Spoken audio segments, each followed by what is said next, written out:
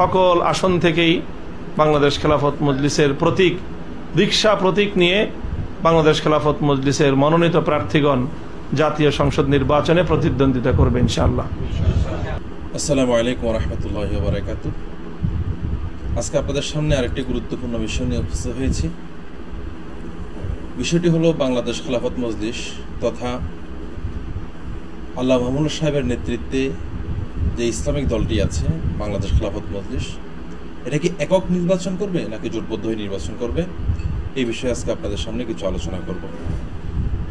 এই বিষয়টা নিয়ে আলোচনা দীর্ঘ করব না, কিছু কথা আল্লামা মামুনুল সাহেবের আজকে যে আলোচনাটা হয়েছে, ঢাকা আল্লামা মামুনুল সাহেব যে আজকে সংবাদ সম্মেলন করেছেন, সেই সংবাদ সম্মেলন থেকে যে বিষয়টা বুঝে আসছে সেই বিষয়টা আলোকে আমি আজকে আপনাদের সামনে আলোচনা করব।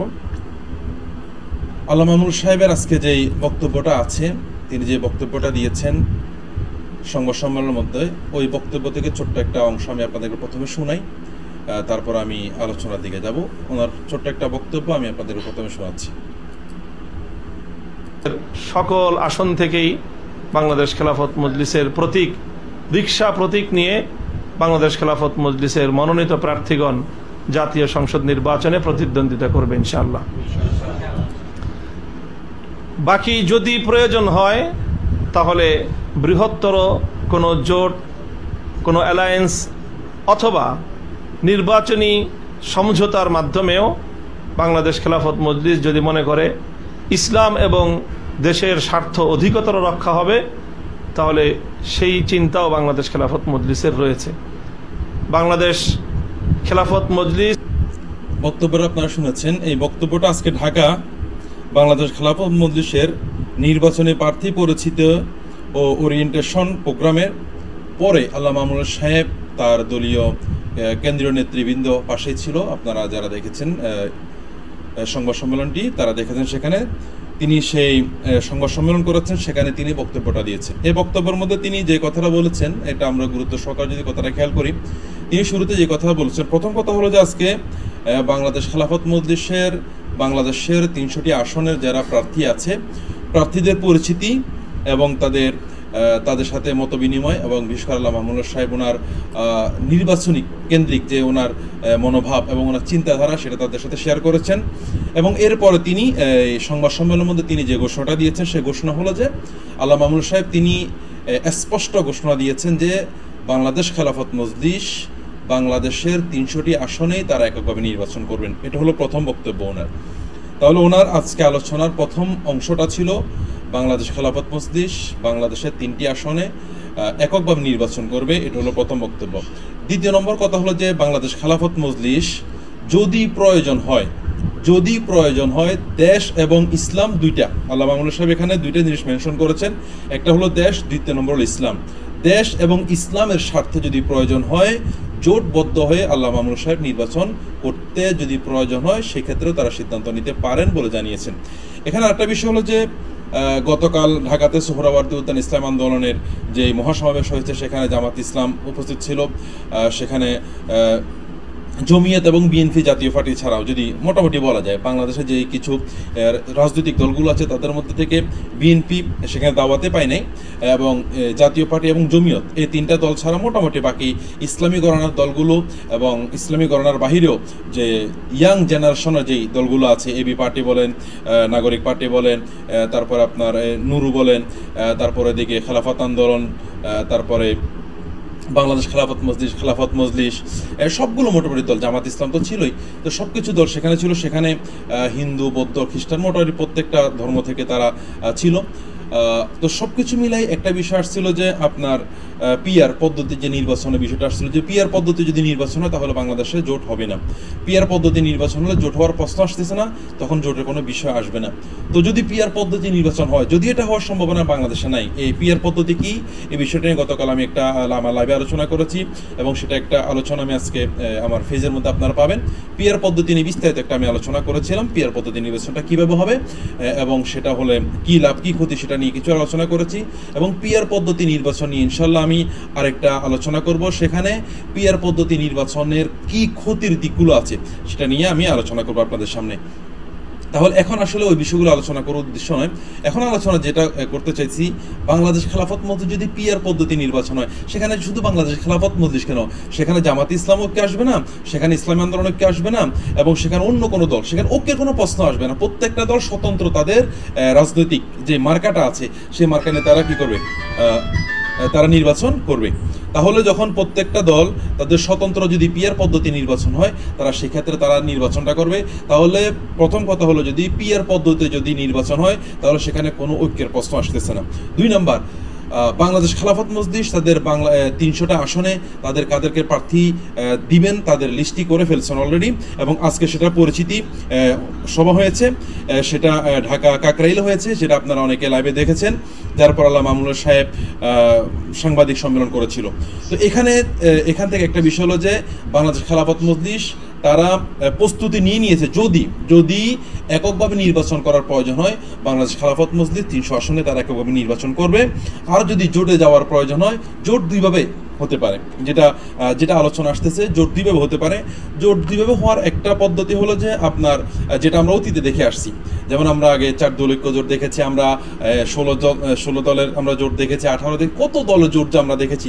জোট যেটা হতে পারে, মার্কা একটা হবে, ইসলামী দলগুলো জোট হবে, এটাও একটা জোটের পদ্ধতি হতে পারে। তবে এটার চেয়ে আরেকটা জোট হওয়ার সম্ভাবনা বেশি দেখা যাচ্ছে বর্তমানে যেটা আলোচনা, সেটা হলো যে আপনার আসন ভিত্তিক জোট হওয়া। সেটা হলো যে, মনে করো উদাহরণস্বরূপ আমি একটা বোঝার জন্য আপনাকে বলতেছি, আসন সেখানে বন্টন হবে এভাবে যে সীতাকুণ্ড থানার মধ্যে মনে করেন জামাত ইসলামের প্রভাবটা বেশি, তাহলে সীতাকুণ্ড থানার মধ্যে ইসলামী দলগুলো যতগুলো দল জোট হবে, তাদের মধ্যে শুধুমাত্র জামাত ইসলাম প্রার্থী দিবে, অন্য কোনো দল প্রার্থী দিবে না, অন্য সমস্ত দলগুলো জামাত ইসলামকে সমর্থন করবে।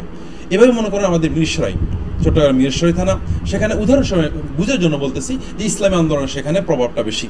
তো সেখানে কি করলো, ইসলামী আন্দোলন প্রার্থী দিল, জামাতেরটাও বসে গেল, জামাতে প্রার্থী দিল না, খেলাফত মজলিস বা বাংলাদেশ খেলাফত মজলিস বা নেজাম ইসলাম পার্টি বা খেলাফত আন্দোলন যারা যে জোটের মধ্যে আসবে, কেউ প্রার্থী দিবে না, সবগুলো তাকে সমর্থন করে তাকে ভোট দিবে। তাহলে এটার একটা বিষয়। এরপরে মনে করেন যে উদাহরণস্বরূপ ছাগলনাই একটা থানা আমাদের পার্শ্ববর্তী, মনে করেন ছাগলনাই থানার মধ্যে বাংলাদেশ খেলাফত মজলিস একটু প্রভাব আছে, আমি বুঝার জন্য বলতেছি, এখানে হতে হবে এরকম কোনো বিষয়, একটা উদাহরণস্বরূপ বোঝার জন্য বলতেছি। তো সেখানে কি করলো, খেলাফত মজলিস থেকে একজন প্রার্থী দাঁড়ালো, জামাত ইসলাম বা ইসলামী আন্দোলন অন্য কোনো দল সেখানে দাঁড়ালো না। উদাহরণস্বরূপ যদিও জমিয়ত বিএনপির সাথে জোট করেছে, তারা জোটের ঘোষণা দিয়েছে, আপনার ওবায়দুল্লাহ ফারুকী সাহেবের সেই সংবাদ সম্মেলনটা আমরা দেখেছি, এবং সেখানে আপনার জোনায়েদ হাবিব সাহেব ছিল, এবং আফিদি সাহেবও ছিল, যেটা আমরা দেখেছি। তো জমিয়ত বিএনপির সাথে মোটামুটি নির্বাচন করবে এমন একটা বোঝা যাচ্ছে। আমরা বুঝার জন্য বলতে, জমিয়ত যদি এখানে এই জোটের সাথে আসে, মনে করি সিলেটের মধ্যে জমিয়তের একটা প্রভাব আছে, তো সিলেটের মধ্যে জমিয়ত নির্বাচন করলো একটা আসনে, যেগুলো জমিয়ত এখানে নির্বাচন করবে, তাহলে অন্য প্রার্থী যারা, অন্য দলগুলো যারা আছে, তারা সেখানে নির্বাচন করবে না, তারা সকলে তাকে সাপোর্ট করবে। এই পদ্ধতিতে নির্বাচনে জোট হওয়ার সম্ভাবনা বেশি। তাহলে যদি বাংলাদেশে যদি নির্বাচনের ক্ষেত্রে যে বিষয়টা, খেলাফত মজলিসের যে বিষয়টা আছে, ওনারা যদি প্রথমত হলো যে ওনাদের সিদ্ধান্ত হলো যে প্রথম সিদ্ধান্ত হলো যে একক নির্বাচন করার জন্য ওনার প্রস্তুতি তারা নিয়েছে, এবং প্রত্যেকটা আসন থেকে ওনাদের সম্ভাব্য যারা প্রার্থী আছে এবং প্রার্থিতার নাম সহ তারা জমা নিয়েছে, যেটা আজকেই ঢাকা কাকরাইলে অনুষ্ঠান হয়েছে, যে অনুষ্ঠানের পরে আজকে সংবাদ সম্মেলন হয়েছে। 2 নম্বর কথা হলো, যদি ইসলাম এবং দেশের স্বার্থে যদি জোটের করার প্রয়োজন হয়, তাহলে সেক্ষেত্রে জোট হতে পারে। তবে জোট হওয়ার ক্ষেত্রেও 2টা পদ্ধতির কথা আছে। একটা পদ্ধতি হলো যে জোট হতে পারে হয়তোবা আপনার এই যেটা পূর্বে হয়েছে এমন, অথবা আরেকটা জোট হতে পারে এরকম, যেটা সাধারণত আমরা দেখি যে আপনার আসন ভাগের ভিত্তিতে জোট হতে পারে, এটার সম্ভাবনা বেশি দেখা যাচ্ছে। আর যদি পিআর পদ্ধতি নির্বাচন হয়, তাহলে সেখানে জোটের কোনো প্রশ্নই আসতেছে না। তাহলে আজকে আল্লামা মামুনুল সাহেবের যে বক্তব্যটা আছে, সেই বক্তব্য থেকে আমরা স্পষ্ট যে কথাটা বুঝতে পারি, সেটা হলো যে আল্লামা মামুনুল সাহেব এবং বাংলাদেশ খেলাফত মজলিস সিদ্ধান্ত হলো ওনারা এককভাবে নির্বাচন করার জন্য প্রস্তুতি নিয়েছে। যদি এককভাবে নির্বাচন করতে হয়, যদি করা প্রয়োজন হয়, তাহলে বাংলাদেশের 300টি আসনেই বাংলাদেশ খেলাফত মজলিস এককভাবে নির্বাচন করবে, কিংবা যদি দেশ অথবা ইসলামের স্বার্থে যদি জোট করার প্রয়োজন হয়, এবং সেটা উদাহরণ দিয়ে আল্লামা মামুনুল সাহেব ওনার পিতা অর্থাৎ বাংলাদেশ খেলাফত মজলিসের প্রতিষ্ঠাতা শাইখুল ইসলাম আজিলুর রহমতুল্লাহ আলাইহির কথাই তিনি বলেছেন, বাংলাদেশ খেলাফত মজলিস প্রতিষ্ঠাতা হওয়ার পর বছরই ইসলামিক জোট গঠন হয়েছিল, অনেকগুলো ইসলামিক দল একত্রিত হয়। তাহলে তারা ইসলামের জন্য জোট হওয়ার মন মানসিকতা বাংলাদেশ খেলাফত মজলিসের কাছে আছে, তিনি সেই উদাহরণটা টেনে এনেছেন। এবং অতীত আমরা দেখেছি বাংলাদেশ খেলাফত মজলিস যেখানেই ইসলামের স্বার্থে যেখানে জোট করার প্রয়োজন হয়েছে তারা জোট করেছেন। তাহলে আল্লামা মামুনুল সাহেবের যে বক্তব্যটা আমি আপনাদেরকে শুনিয়েছি, আবার ওই বক্তব্য শুনেই আমি আমার আলোচনা শেষ করব। তো এই বক্তব্য থেকে আমরা এতটুকু বুঝতে পারলাম, আজকের সংক্ষেপ কথা হলো এতটুকুই যে যদি প্রয়োজন হয় এবং যাদের সাথে জোট করবে তাদের সাথে যদি সব কথাবার্তা সব কিছু যদি মিল হয়, কথা কাজ যদি মিল হয় থাকে, অবশ্যই জোটে নির্বাচন করবে। তবে সেখানে দুইটা স্বার্থকে গুরুত্ব দিতে হবে এবং গুরুত্ব দিবেন বাংলাদেশ খেলাফত মজলিস। একটা হলো দেশের স্বার্থ আর একটা হলো ইসলামের স্বার্থ। এই দুইটা স্বার্থ যদি প্রয়োজন হয় তাহলে তারা ঐক্যে নির্বাচন করবেন, জোটে যাবেন। আর যদি না হয় তারা এককভাবে নির্বাচন করবেন এবং 300 আসনেই নির্বাচন করবেন। আর পিয়ার পদ্ধতি নির্বাচনের ক্ষেত্রেও আল্লামা মামুনুল সাহেব এই বিষয়ে আলোচনা করেছেন। পিয়ার পদ্ধতি তিনি এক্ষেত্রে দুই ভাগে ভাগ করেছেন। তিনি এটা নিয়ে আলোচনা করার প্রয়োজন, একটা লম্বা আলোচনার প্রয়োজন আছে, সেজন্য আমি আজকে ওই বিষয়ে আলোচনা করব না। এখন আলোচনা ওইদিকে যাচ্ছি না, আমি ওইটা আলোচনা করতে গেলে আমার আলোচনা অনেক লম্বা হয়ে যাবে। পিয়ার পদ্ধতি নিয়ে আল্লামা মামুনুল সাহেব বিশেষ করে বাংলাদেশ খেলাফত মজলিসের পক্ষ থেকে যে এই প্রস্তাবনাটা দেওয়া হয়েছে, এটা ব্যাখ্যা সহকারে আলোচনা করতে হলে লম্বা সময়ের প্রয়োজন। আমি ওদিকে এখন যাব না। আমি এখন যে আলোচনা করার উদ্দেশ্য সেটা হলো যে আপনাদেরকে আজকে মামুনুল সাহেবের সংবাদ সম্মেলন থেকে যেই মূল পয়েন্টটা সেটা হলো যে আল্লামা মামুনুল সাহেব একা নির্বাচন করতে প্রস্তুত, তথা বাংলাদেশ খেলাফত মজলিস একক নির্বাচন করতে প্রস্তুত, এবং যদি প্রয়োজন হয় তারা জোটবদ্ধ হয়েও নির্বাচন করতে প্রস্তুত। আসুন আমরা আবার শেষবার মতো আল্লামা মামুনুল সাহেবের বক্তব্যটা শুনি। আমরা ওই বক্তব্যটা শুনে তারপর আমরা আলোচনা শেষ করব। বাংলাদেশের সকল আসন থেকেই বাংলাদেশ খেলাফত মজলিসের প্রতীক, রিকশা প্রতীক নিয়ে বাংলাদেশ খেলাফত মজলিসের মনোনীত প্রার্থীগণ জাতীয় সংসদ নির্বাচনে প্রতিদ্বন্দ্বিতা করবে ইনশাআল্লাহ।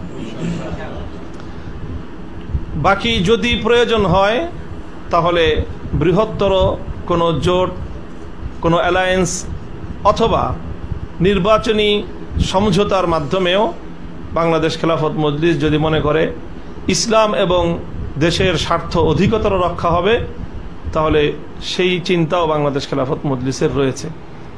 বাংলাদেশ খেলাফত মজলিস বাংলাদেশের, তাহলে আপনারা আল্লামা মামুনুল সাহেবের বক্তব্যটি শুনলেন।